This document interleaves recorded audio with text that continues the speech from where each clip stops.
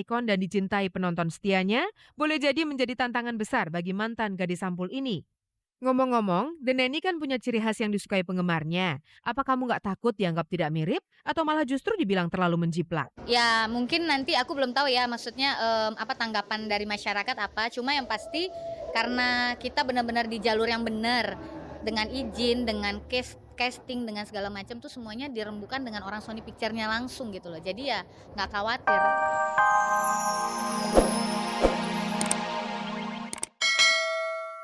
Yang sempat laris manis di tahun 87 berjudul Johnny Indo. Johnny Indo yang telah berusia 57 tahun kini memang telah jauh berubah. 18 tahun absen dari dunia layar kaca, Johnny Indo yang sejak 8 tahun lalu berprofesi sebagai mubalik lebih banyak menghabiskan waktu untuk mendekatkan diri kepada ilahi serta berceramah keliling daerah. Pada dunianya kini, Ustadz Johnny Indo menemukan kebahagiaan. Waduh, enak dah. Pejabat bisa kita omelin kalau salah, penceramah. Iya. Siapapun kedudukannya, itu jenderal, telat datang di masjid, ente di saf belakang. Kopral, datang duluan di saf depan dekat kiai. Nah ini demokrasi di dalam bidang keagamaan. Tidak dilihat kedudukan sosialnya, yang dilihat bagaimana kita menegakkan kebenaran. Yang benar harus katakan benar, putih katakan putih, hitam katakan hitam.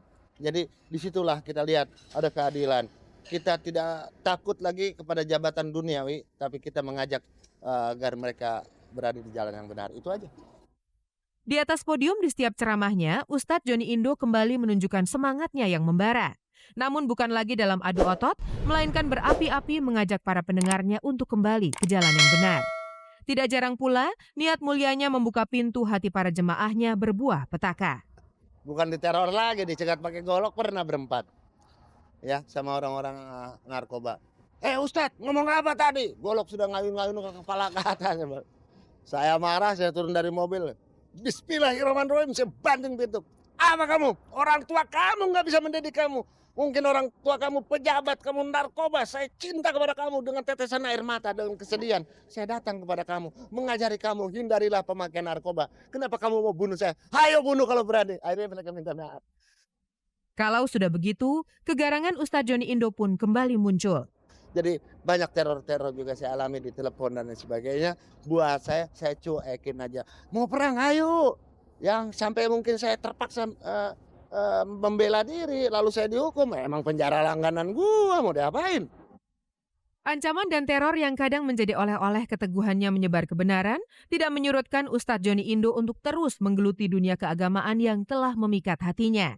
Menurutnya, beginilah cara ia bertobat dan menyesali diri karena pernah terjun ke dunia hitam di masa mudanya dulu.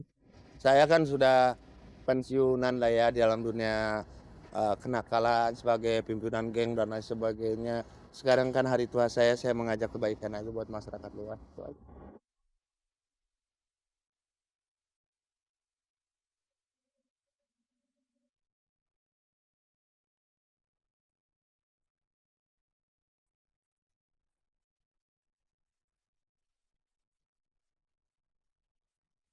Bulan Ramadan dijadikan ajang yang tepat untuk berebut pahala.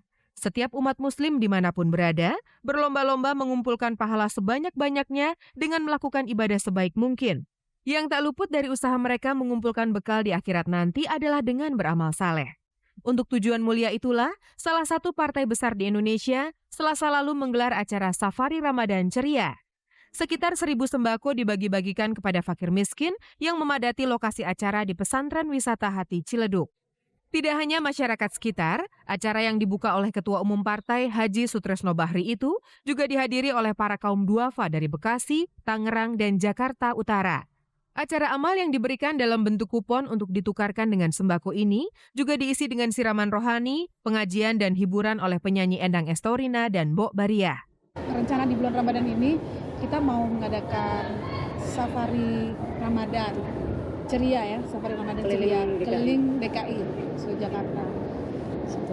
Setiap minggu diadakan.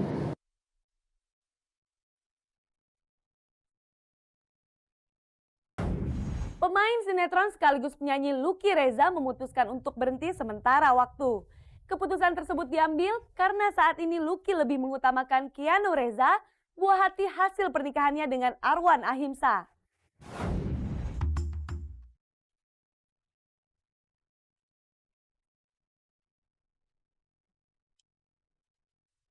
Keluarga bagi Lucky Reza adalah hartanya yang paling berharga.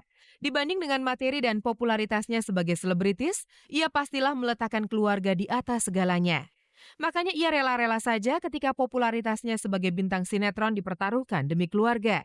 Dengan sukarela, Lucky Reza yang namanya semakin meredup dengan semakin jarangnya ia tampil di layar kaca, tidak keberatan melepaskan perannya dalam sebuah sinetron kejar tayang demi tidak ingin kehilangan waktu bersama putra-putranya.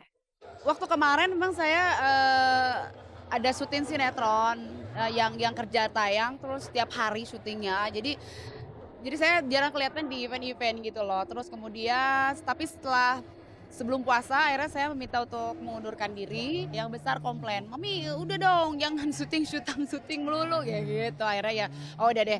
Ya udah oke. Mereka juga akhirnya mungkin perlu saya gitu kan. Di saat dia sakit saya nggak ada, saya sedih banget gitu.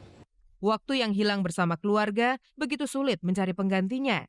Lucky baru menyadari hal itu saat putra sulungnya terbaring lemah di rumah sakit sementara ia sibuk bekerja. Kemarin gejala tipes, saya masih syuting dari pagi sampai pagi lagi, nggak nungguin dia sampai ke dokter pun sama suami saya. Kayaknya berdosa banget, tapi ya itu sih nggak bakalan jangan terulang lagi deh. Tidak ingin menyesal di kemudian hari, ia pun bertekad untuk mengutamakan keluarga dan meletakkan pekerjaan di urutan kedua. Ya dengan kejadian itu saya mungkin lebih tahu diri lah, artinya manusia memang ada batasnya, ngejar dunia nggak ada habisnya. Jadi tetap kita harus kembali ke kodratnya. Setelah tidak lagi disibukkan dengan pekerjaan, Lucky mencurahkan seluruh waktunya demi suami dan putra-putranya. Khusus di bulan Ramadan ini, ia rajin membimbing putra sulungnya yang sedang belajar berpuasa. Ini si kakaknya kan udah besar, jadi dia udah lebih pinter lah. Cuman yang itu aja yang kecil, dia udah pinter puasa. Pengennya udah puasa terus, iya.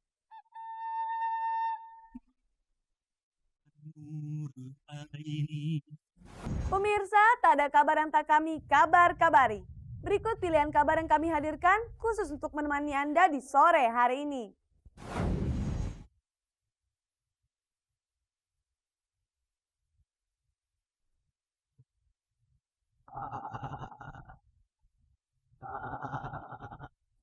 Gaya yang centil, bicara nyerocos dan sedikit bawel, seperti itulah peran yang kebanyakan didapat oleh Tesalonika Kaunang. Anak dari Arthur Kaunang ini selain menjadi presenter dan MC, sering juga terlibat dalam acara komedi. Mungkin ini juga yang membuat akhirnya Tessa dipercaya untuk memerankan tokoh pengasuh yang cukup terkenal di era 90-an akhir, The Nanny. Seperti apa ya jika seorang Tessa Kaunang berlakon sebagai Nanny? Ya menantang aja jadi seseorang yang lain daripada yang lain gitu loh. Di situ saya kan jadi neninya.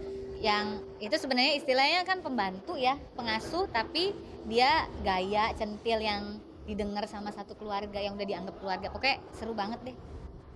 Dalam sinetron yang diadaptasi langsung dari sitkom The Nanny versi aslinya tersebut, Tessa juga akan bermain bersama Ferry Salim, Anwar Fuadi, Devi Permatasari, dan beberapa bintang tamu seperti Bertrand Antolin dan Fauzi Badila. Karena sinetron ini sudah mendapat lisensi, apa dalam pemilihan pemain juga melalui proses audisi? Jadi saya ikut Neni ini melalui casting yang panjang. Castingnya pun dari beberapa orang itu dikirim dulu ke Amerika, ke Sony Picture-nya. Jadi ada proses sekitar 3 bulanan, baru saya dipanggil lagi, sampai orang Amerika datang ke sini, ngetes kita lagi, sampai akhirnya terpilih saya. Ya mungkin menurut mereka, menurut pandangan dari Sony Picture, saya yang paling cocok gitu. Memainkan sebuah peran yang sudah menjadi ikon dan dicintai penonton setianya, boleh jadi menjadi tantangan besar bagi mantan gadis sampul ini. Ngomong-ngomong, The Nanny kan punya ciri khas yang disukai penggemarnya. Apa kamu nggak takut dianggap tidak mirip? Atau malah justru dibilang terlalu menjiplak? Ya mungkin nanti aku belum tahu ya, maksudnya tanggapan dari masyarakat apa. Cuma yang pasti karena kita benar-benar di jalur yang benar, dengan izin, dengan casting, dengan segala macam tuh semuanya dirembukan dengan orang Sony Picture-nya langsung gitu loh. Jadi ya nggak khawatir.